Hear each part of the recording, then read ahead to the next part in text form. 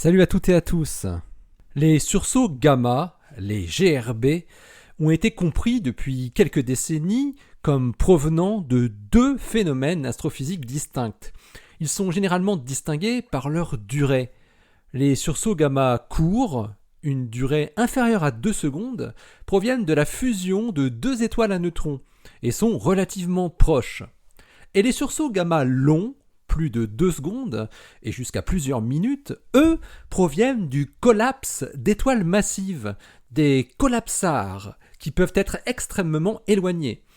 Le point commun entre les deux phénomènes est la création d'un trou noir qui accrète rapidement les résidus issus de sa création lors du cataclysme.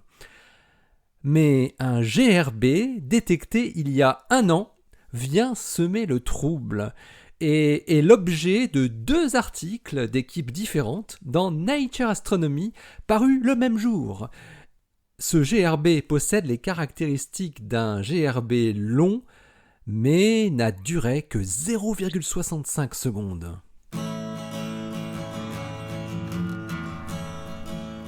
Astronomie, astrophysique, cosmologie, astroparticules. Ça se passe là-haut, par Eric Simon. GRB 200826A a été détecté le 26 août 2020 par le télescope spatial Fermi GBM, et c'est exactement 11 mois plus tard que l'équipe de Thomas Ahumada de l'université du Maryland et celle de Binbin Zhang de l'université de Nanjing publient les résultats de son étude dans la revue Nature Astronomy. On détecte environ 1 GRB par jour en moyenne, mais celui-ci est ce qu'on appelle un outlier, un sursaut très atypique, qui se trouve à la frontière entre les 2 catégories de GRB.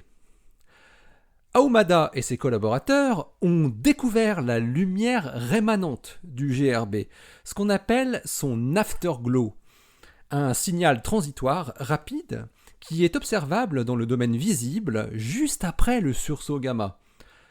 Et ce, en cherchant dans une zone de 180 degrés carrés autour de la zone de détection du GRB. Cet afterglow a été nommé ZTF 20ABWYSQY ou encore AT 2020 SCZ.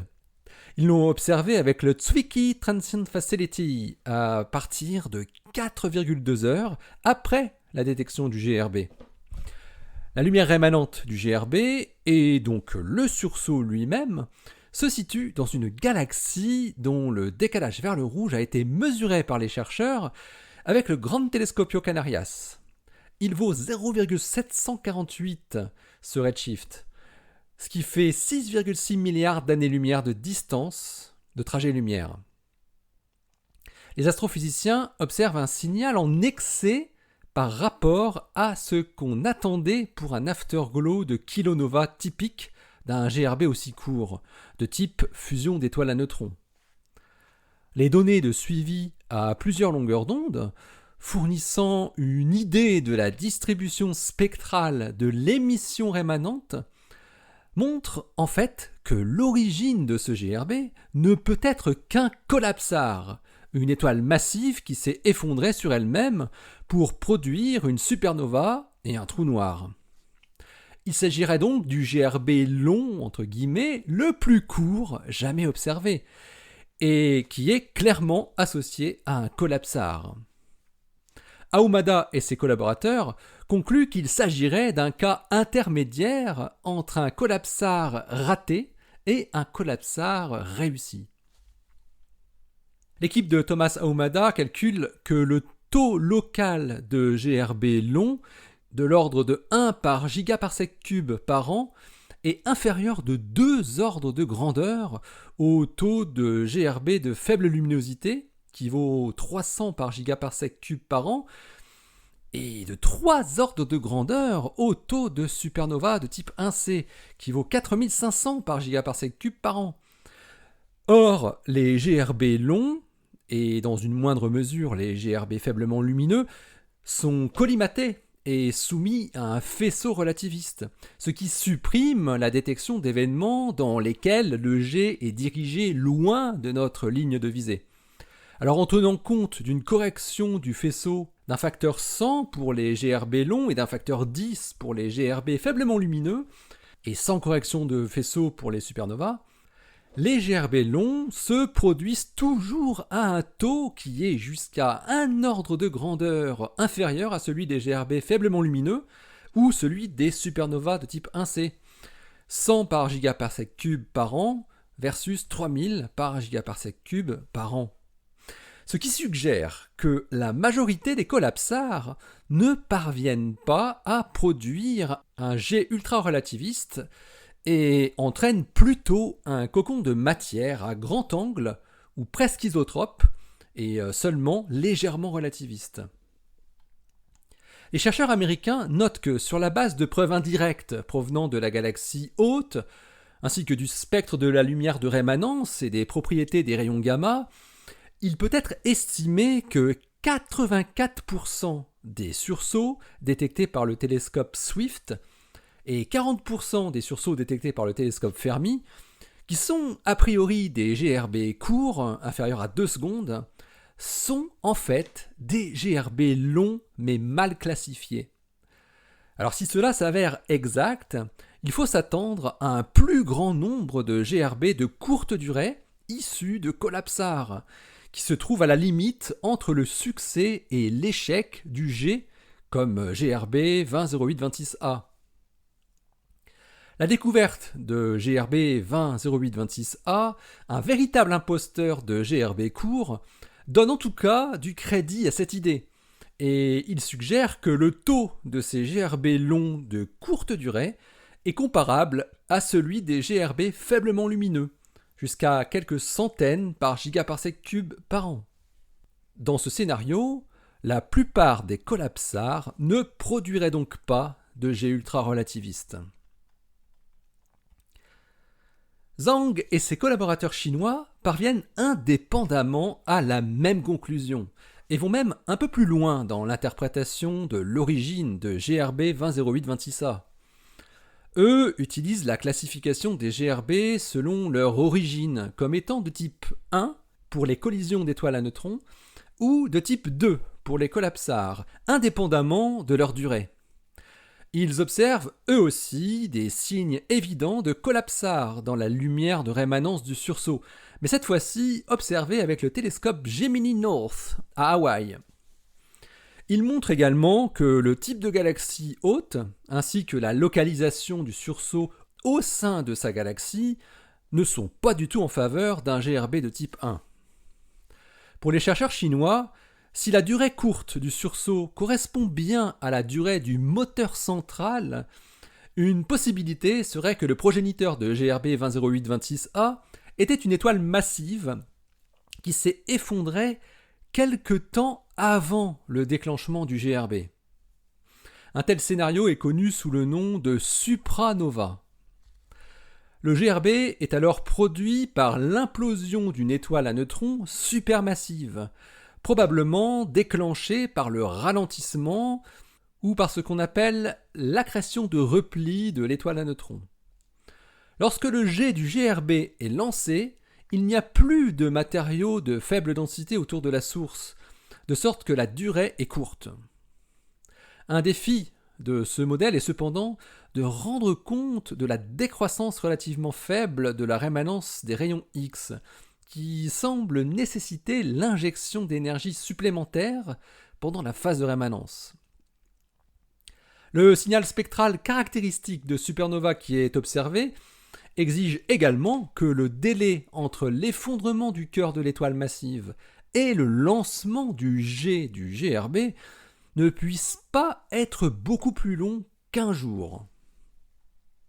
Zhang et ses collaborateurs proposent une deuxième possibilité en considérant que la durée réelle du moteur central soit longue, mais que pendant la majorité du temps actif du moteur central, l'émission de rayons gamma est inférieure au seuil de détection des détecteurs de GRB.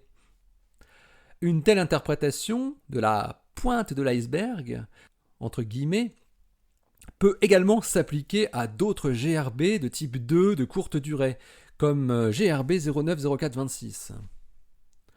Les astrophysiciens envisagent en fait deux variantes.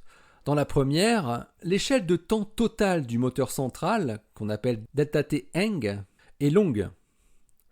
La majorité du temps est utilisée par le jet pour pénétrer à travers l'enveloppe stellaire dans une échelle de temps ΔTG de l'ordre de 10 secondes.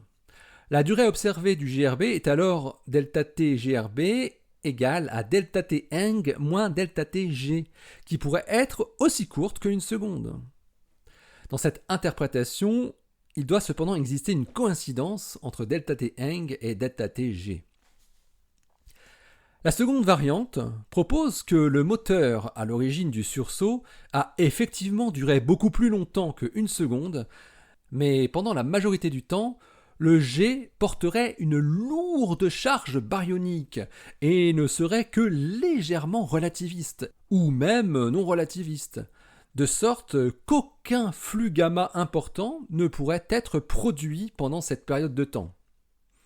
Selon Zhang et ses collaborateurs, une possibilité dans ce cas serait que le moteur soit un magnétar nouveau-né qui injecte initialement un vent chargé en baryon. L'avantage de ce modèle est que le plateau de rayons X qui est observé dans ce sursaut peut être interprété comme la mise en rotation d'un tel magnétar nouveau-né.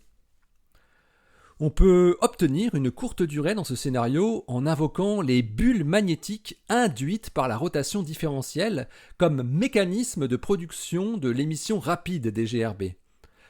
Une durée de 1 seconde est par exemple obtenue avec un champ magnétique de 10 puissance 14 Gauss et une rotation angulaire différentielle de 10 puissance 4 par seconde. Alors la conclusion forte de ces deux études sur GRB 200826A est que la classification des sursauts gamma par leur durée, GRB court versus GRB long, n'est pas suffisante pour déterminer leur origine physique. L'ajout de propriétés différentes comme la distribution spectrale de l'afterglow, le retard du pic d'émission en fonction de l'énergie ou la nature de l'environnement de la source, le type de galaxie et la région galactique, peut finalement permettre de différencier les sursauts gamma. Type 1 pour une fusion d'objets compacts, étoiles à neutrons principalement, et type 2 pour un collapse d'étoiles massives en trous noirs, avec potentiellement un passage rapide sous forme d'étoiles à neutrons de type magnétar.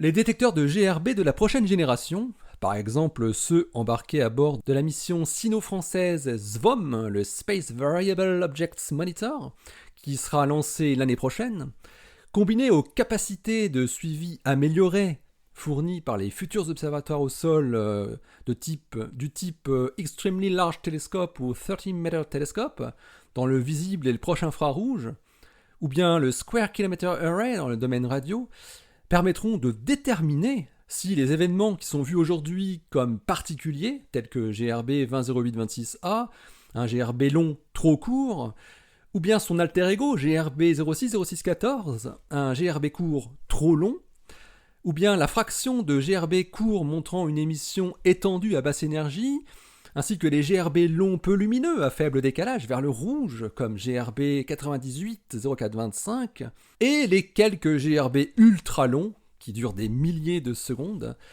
sont en fait juste la pointe d'un ou de plusieurs icebergs de grandes populations qu'il reste encore à découvrir. Les articles de Tomasz Ahumada et ses collaborateurs et de Binbin Zhang et ses collaborateurs sont tous les deux parus le 26 juillet 2021 dans Nature Astronomy. Le premier s'intitule Discovery and Confirmation of the Shortest Gamma Ray Burst from a Collapsar. Et le second s'intitule A Peculiarly Short Duration Gamma Ray Burst from Massive Star Core Collapse. Allez, d'ici la prochaine, portez-vous bien, restez bien les yeux vers le ciel, et n'hésitez pas à aller voir le blog Ça se passe là-haut, le www.saspacelà-haut.fr, où vous retrouverez les liens de tous ces articles, ainsi que des images issues de ces papiers, qui illustrent donc ce que je viens de raconter, et donc restez bien les yeux vers le ciel, et restez bien les pieds sur terre. Et n'oubliez pas de regarder les Perséides cette nuit.